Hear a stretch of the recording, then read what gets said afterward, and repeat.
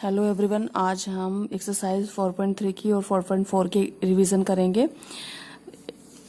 First question है, find the root of the following quadratic equations if they exist by the method of completing the squares. तो यहाँ पर आपके वैसे तो फैक्टराइज करके भी हो सकता है, कई सारे मेथड है इक्वेशन सॉल्व करने के। डिस्क्रिमिनेशन निकाल कर, डी निकाल कर भी इक्वेशन सॉल्व हो जाती है, बट इन्होंने कहा है कि आपको कंप्लीटिंग द स्क्वायर वाला मेथड, स्क्वायर कंप्लीट करके ए प्लस बी की होल स्क्वायर या ए माइनस बी की होल स्क्वायर का फॉर्मूला लगाकर तब यहाँ पर सॉल्व करना है। मतलब यहाँ फॉर्मूला हमें बनाना है। आपको ऐसा नहीं कि बना बनाया मिल गया और उसको आपको क्लोज कर लेना है। उसको क्लोज करने से पहले आपको इसमें कुछ स्टेप्स है जो फॉलो करने होंगे। फर्स्ट क्वेश्चन देख लेते हैं, 2x square minus 7x plus 3। अब यहाँ पर इन्होंने कंप्लीटिंग द स्क्वायर कहा है। इसको स्क्वायर कंप्लीट करने के लिए हम सबसे पहले जो x का कोफिशिएंट है उसकी सब, इसमें कुछ स्टेप्स है एज इट इज़ फॉलो करना। सबसे पहले एक्स स्क्वायर के साथ वाले कोफिशिएंट जितना भी होगा उससे डिवाइड कर देना पूरी इक्वेशन को। तो यहाँ पर हमने 2x स्क्वायर को 2 से डिवाइड किया, फिर 7x को 2 से डिवाइड किया और फिर 3 को 2 से डिवाइड किया। अब यहाँ पर 2 से 2 कैंसिल हो गया हमारा, तो x square minus 7x upon 2 और प्लस 3 अपॉन 2 हो गया हमारा। यहाँ जो आपका x वाला टर्म होगा आप इसको लीजिए और आप इसको 2ab के इक्वल लिखिए। 7 upon 2x equals to 2ab। तो यहाँ आपके पास है 2 इंटू ए इंटू बी। ए आपके पास यहाँ पर कितना है, x। यहाँ देखिए ए आपके पास कितना है, जो भी आपका यहाँ एक्स स्क्वायर है उसका x लिख लीजिए, ठीक है, वो आपका a हो गया। b आपको फाइंड करना है, तो 2x आप उधर भेजोगे तो x से x कैंसिल हो जाएगा क्योंकि ये मल्टीप्लाई में अपॉन में पहुंच जाएगा और जो मल्टीप्लाई में वो अपॉन में जाएगा। आपका 2 अपॉन में चला गया है तो ये हो गया 2 2 जा 4।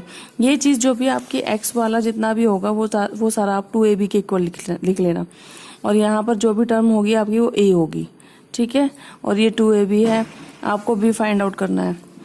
तो 2ab equals to 7 upon 2x, x से x कैंसिल हो गया, हमने b फाइंड आउट कर लिया है।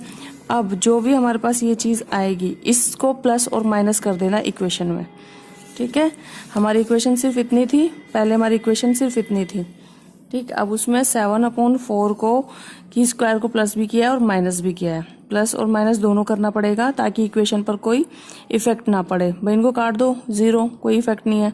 लेकिन इनके प्लस माइनस करने से हमें क्या फ़ायदा हो जाएगा कि यहाँ हमको फॉर्मूला मिल जाएगा a square plus B square minus 2ab, ठीक है। ये हो गया हमारा b स्क्वायर हो गया ये वाला, ये मेरा a स्क्वायर हो गया, ये हो गया b स्क्वायर और ये टर्म जो है वो 2ab।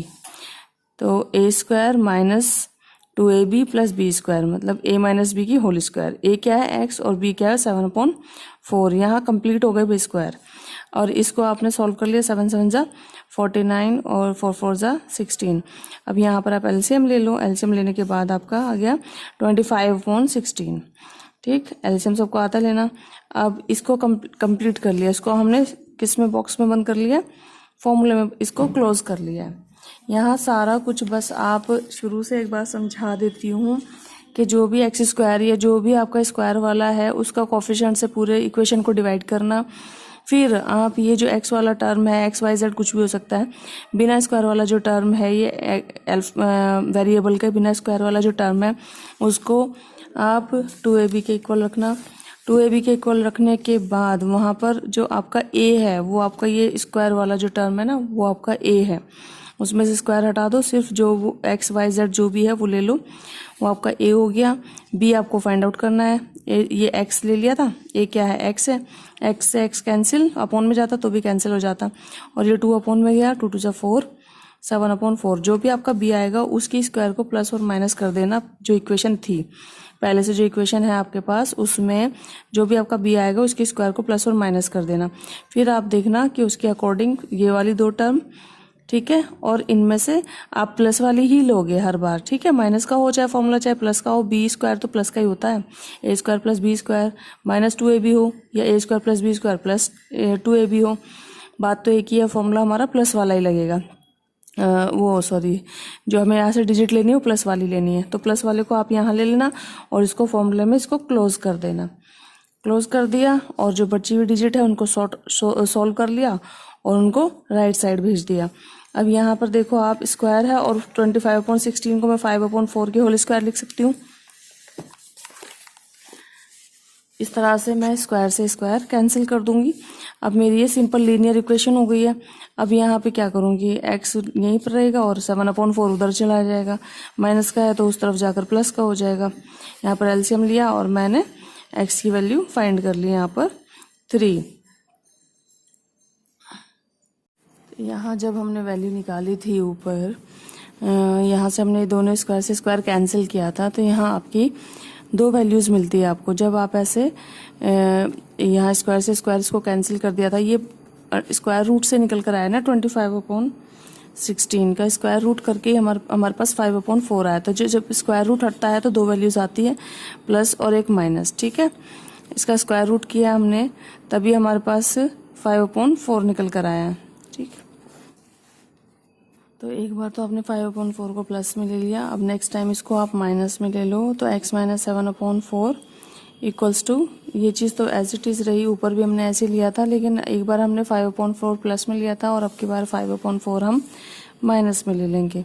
ठीक है, फिर इसको सॉल्व करेंगे, हमारे पास आंसर आ जाएगा। x की 2 वैल्यू, एक तो x इक्वल्स टू 1/2 और x इक्वल्स टू 3, ये 2 वैल्यू हमारी हो गई है x की। ठीक, मेन जो चीज़ है वो यहीं पर है, 2-3 स्टेप्स जो आपको फॉलो करने हैं कॉमनली सब में। जैसे नेक्स्ट क्वेश्चन है, इसमें 2x² + x - 4, तो यहाँ पर आप 2 से पूरी इक्वेशन को पहले डिवाइड करेंगे, फिर जो x वाली टर्म होगी उसे 2ab के इक्वल रखेंगे, उसमें a आपका यहाँ से x लेंगे, b फाइंड करेंगे, जो b आएगा उसकी स्क्वायर करके प्लस और माइनस करेंगे, फिर फॉर्मूला बन जाएगा आपका।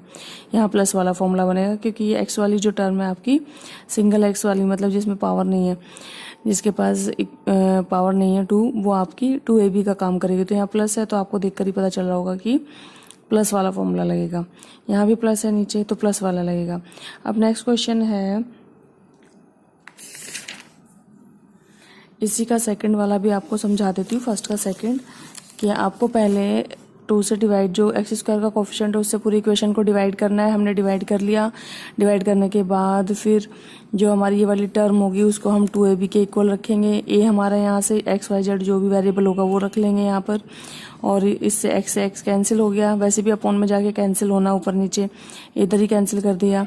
फिर आपने 2 को अपॉन में पहुँचाया, ठीक है, मल्टीप्लाई में तो अपॉन में चला गया, तो 1/4 हो गया यहाँ पर। अब ये 1/4 की स्क्वायर को प्लस भी करना है और माइनस भी करना है। ठीक, अब प्लस वाला आप हमेशा फॉर्मूले में ले लेंगे, माइनस वाले को छोड़ देंगे। तो इसको और इसको, इन 3 को हमने फॉर्मूले के लिए ले लिया, बाकी सारी चीज़ें एक तरफ कर ली, इनको अलग से सॉल्व कर लिया और इसको फॉर्मूले में क्लोज कर लिया। ठीक है, a² + b² + 2ab, तो ये आपका हो गया है a + b की होल स्क्वायर। ठीक, इक्वल्स टू, ये जो आपको सॉल्व करेंगे उधर ले जाओगे, इसको आप ऐसे करोगे।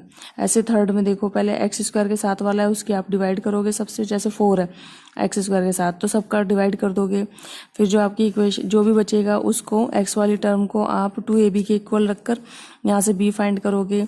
b जो भी आपका आएगा उसकी स्क्वायर को प्लस और माइनस करोगे, प्लस वाले को आप फॉर्मूले के लिए ले लोगे, x² वाली टर्म, x वाली टर्म और प्लस वाला यहाँ से फॉर्मूले के लिए क्लोज करने के लिए ले लोगे, और जो बचा कुछ है उसको एक साथ सॉल्व करके दूसरी तरफ भेजोगे।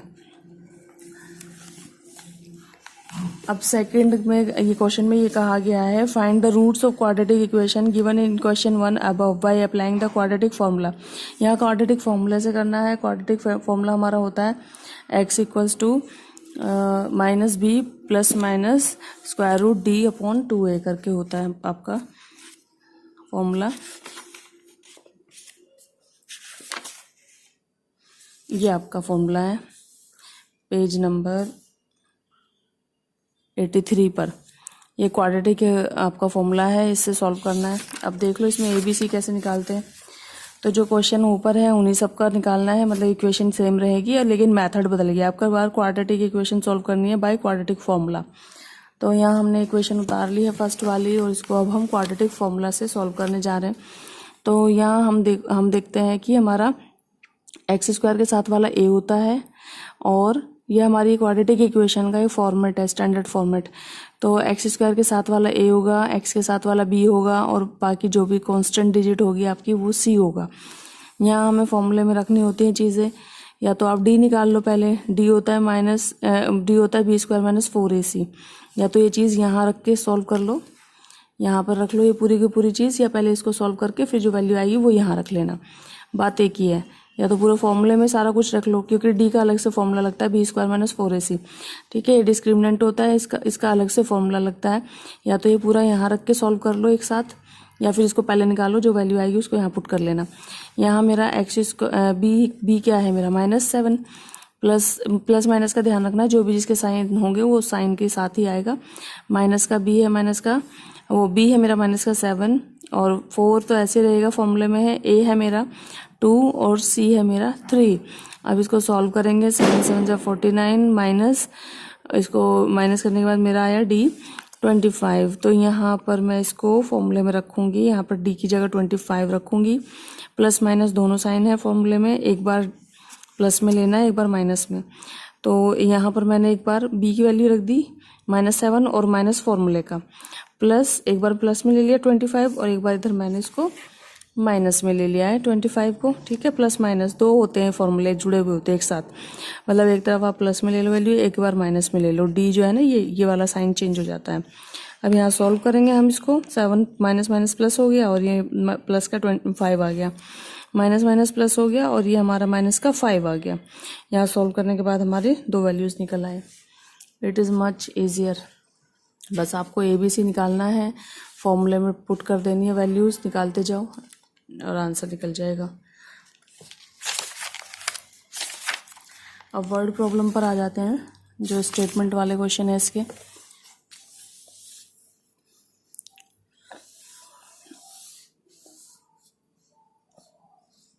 ये भी आपको ऐसे ही करने हैं, ये जो क्वेश्चंस आपके आगे दिए हुए हैं। यहाँ पहले इक्वेशन बनानी पड़ेगी प्रॉपर, एलसीएम वगैरह लेकर क्रॉस मल्टीप्लाई करके यहाँ पर इक्वेशन बनेगी, फिर उनको आगे आप सॉल्व करोगे। कोई भी मेथड जो आपको सही लगे वो यूज़ कर लेना। The sum of reciprocal of Rahman's age in years 3 years ago and 5 years from now is 1/3, find his present age। अब ये कह रहे हैं कि रहमान की एज का जो रेसिप्रोकल है, मतलब उल्टा, ठीक, 3 साल पहले एंड 5 years, हाँ 3 साल पहले और 5 years पहले जो उसकी एज थी उसका अगर हम उल्टा कर दें, ठीक है, तो उसका सम जो है 1/3 है। Find his present age. तो क्वेश्चन है the sum of reciprocal of Rahman's age in years 3 years ago and 5 years ago is 1/3। तो रहमान की आप प्रेजेंट एज मान लो, और फिर उसकी 3 years ago वाली एज हो जाएगी x-3, और 5 years ago वाली एज हो जाएगी x-5। उन दोनों का रेसिप्रोकल मतलब उल्टा कर दो, और फिर उसको ऐड करो तो 1/3 आ जाएगा। फॉर्म ये कह रहे हैं क्वेश्चन में। मैंने लेट कर लिया है, रहमान की प्रेजेंट एज हो गई x, और 5 years ago वाली एज हो गई x-5, 3 years ago वाली 3 साल पहले वाली हो गई x-3, इनका उल्टा। अब इनके अपोन में कुछ नहीं है तो 1 है, इनके अपोन में कुछ नहीं है तो 1 है, और जब मैं उल्टा करूंगी तो जो डिनोमिनेटर है वो न्यूमिनेटर बन जाएगा, जो न्यूमिनेटर है वो डिनोमिनेटर बन जाएगा। 1 ऊपर चला गया, x/3 नीचे, 1 ऊपर x-3 नीचे, इन दोनों का सम करके 1/3। अब इसको आप एलसीएम लेंगे, सॉल्व करेंगे, क्रॉस मल्टीप्लाई करेंगे, जो भी करेंगे वो आपको करना पड़ेगा। पहले इक्वेशन बनाएंगे, फिर एक्स की वैल्यू फाइंड आउट करेंगे किसी भी मेथड से, चाहे फैक्टराइज करें या आप डिस्क्रिमिनेशन वाले मेथड से निकालें, आपका जो फॉर्मूला है क्वाड्रेटिक फार्मूला उससे निकालें, या फिर आप उसकी रूट्स को इक्वल करके निकालें, जो फर्स्ट क्वेश्चन में समझाया था। अब नेक्स्ट क्वेश्चन है हमारा, in a class test the sum of शिफाली's marks in mathematics and English is 30। Shifali के मैथ्स में और इंग्लिश में जो मार्क्स है उसका सम 30 है। had she 2 marks more in mathematics and 3 marks less in English, the product of their marks would have been 220। अगर उसके मार्क्स जो हैं मैथ्स में 2 ज़्यादा आ जाते और इंग्लिश में 3 कम आ जाते, तो उसके मार्क्स का जो प्रोडक्ट है मल्टीप्लाई करके उसके मार्क्स को 210 आता। Find her marks in 2 subjects. अब उसके अलग अलग सब्जेक्ट में मार्क्स हमें फाइंड आउट करने हैं, तो इसमें हम एज्यूम कर लेंगे कि उसके मैथ्स में मार्क्स हो गए हैं x और इंग्लिश में मार्क्स हो गए उसके दो। जब दोनों का सम उसका 30 है, साइंस और मैथ मिलाकर मार्क्स का सम 30 है, तो अगर मैं एक सब्जेक्ट में x मानती हूँ तो दूसरे सब्जेक्ट में 30 माइनस एक्स हो जाएगा। ठीक है, दोनों का सम था अगर 30, अगर एक सब्जेक्ट में फिर x है तो दूसरे में क्या होंगे 30 माइनस एक्स।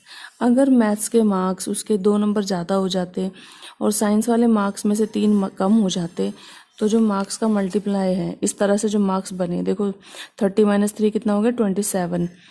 ठीक है, यहाँ भी देखना आप, चेंजेस करने के बाद साइंस के मार्क्स ये बने और मैथ्स के मार्क्स ये बने। ओरिजिनल मार्क्स ऐसे थे कि दोनों का सम 30 है, उनमें से एक मैंने एक्स मान लिया तो दूसरा 30 माइनस एक्स हो गया था। ठीक, ये पहली लाइन का यूज़ तो यही हो गया। अब जो बाकी की स्टेटमेंट है वो ये कहती है कि मैथ्स में उसके 2 मार्क्स ज़्यादा और साइंस में उसके 3 मार्क्स कम कर दिए जाएँ, तो मार्क्स का जो मल्टीप्लाई है वो 210 है।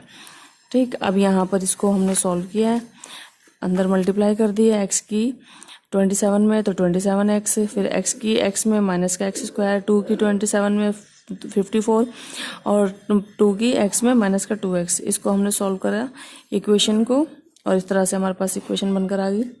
अब इसको जो मेथड आपको इजी लगे उससे सॉल्व करो।